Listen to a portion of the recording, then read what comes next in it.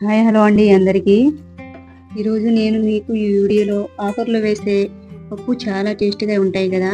నేను మీకు బచ్చల కూర పప్పు ఎంతో టేస్టీగా చేసి చూపిస్తాను.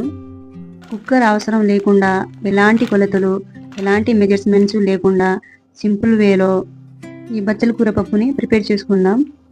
ఫస్ట్ ఈ బచ్చల కూర పప్పుకు కావాల్సింది కందిపప్పుతో చేస్తున్నానండి నేను. పచ్చిమిర్చి, ఒక 2 పెద్ద సైజు టమాటోలు, ఒక నిమ్మకాయ సైజ్ అంతా చింతపండు నానబెట్టుకోవాలి. పప్పుని మనం ఉడికించేటప్పుడు చిన్న గిన్నెలో వాటర్ కంటెంట్ తక్కువ తీసుకొని అందులో 1 టేబుల్ స్పూన్ ఆయిల్ యాడ్ చేసుకొని ఉడికించుకోవాలి. వాటర్ కంటెంట్ తక్కువ వాడడం వల్ల పప్పు త్వరగా ఉడుకుతుంది. ఉడుకుతున్న పప్పులోకి బచ్చలి కూర, కట్ చేసుకున్న టమాటో, పచ్చిమిర్చి యాడ్ చేసుకొని అందులోకి పసుపు, కారం, సాల్ట్ ఈ 3 వేసుకొని ఈ విధంగా కలుపుకొని మూత పెట్టేయాలి. చూడండి, పప్పుతో పాటు ఆకుకూరలు కూడా మంచిగా ఉడికిపోయాయి. కుక్కర్ లేకుండా ఈ విధంగా వండుకుంటే టైం పడుతుంది అనుకోకండి, 10 మినిట్స్లోనే అయిపోతుంది. మీరు ఒక్కసారి ట్రై చేసి చూడండి.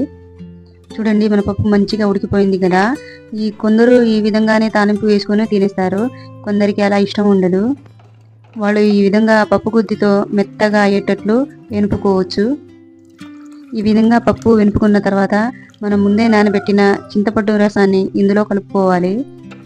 చింతపండు రసం కంపల్సరీ వేయాలి, ఎందుకంటే బచ్చల కూరలో పులుపు ఉండదు కాబట్టి. నెక్స్ట్ ప్రాసెస్ వచ్చేసి పప్పు తాలింపు వేసుకోవాలి. ముందుగా మనం స్టవ్ మీద బండి పెట్టేసి అందులోకి 2 టేబుల్ స్పూన్ ఆయిల్ వేసుకోవాలి. ఆయిల్ హీట్ అయిన తర్వాత జీలకర్ర, కచ్చాపచ్చగా దంచుకున్న ఎల్లుల్లి, ఎండుమిర్చి, కరివేపాకు వేసుకొని చుట్టుపక్కల నాననివ్వాలి కొద్దిసేపు. తాలింపు లైట్గా మాడితేనే పప్పు చాలా టేస్ట్గా వస్తుందండి. కొందరైతే ఈ బచ్చల కూరని జిగురుగా ఉంటుందని అంతగా ఇష్టపడరు. ఈ బచ్చల కూర వల్ల చాలా హెల్త్ బెనిఫిట్స్ అయితే ఉన్నాయి. కూరగాయలతో పోలిస్తే 3 వంతుల లాభం మనకు ఈ ఆకుకూరలో లభిస్తుంది. ఒకసారి నేను చేసిన వేలో మీరు కూడా ట్రై చేసి చూడండి. పప్పు సూపర్ టేస్ట్గా వస్తుంది.